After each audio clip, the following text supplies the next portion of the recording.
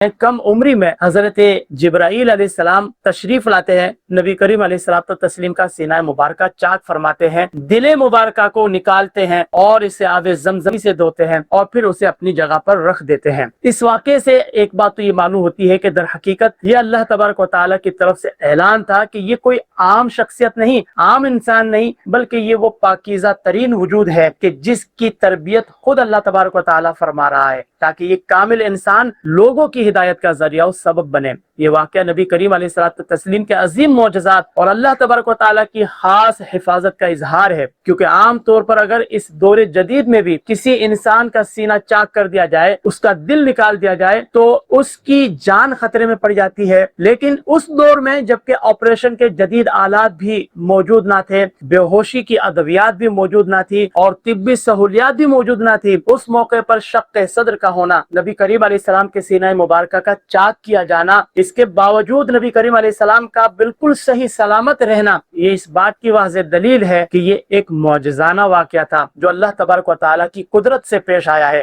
تاکہ نبی کریم علیہ الصلوۃ والتسلیم کے بلند مقام، اللہ تبارک و تعالیٰ کی خصوصی حفاظت اور مستقبل میں نبی کریم علیہ الصلوۃ والتسلیم کے منصب نبوت کے اظہار اور اعلان کی تیاری کو نمایاں کیا جا سکے۔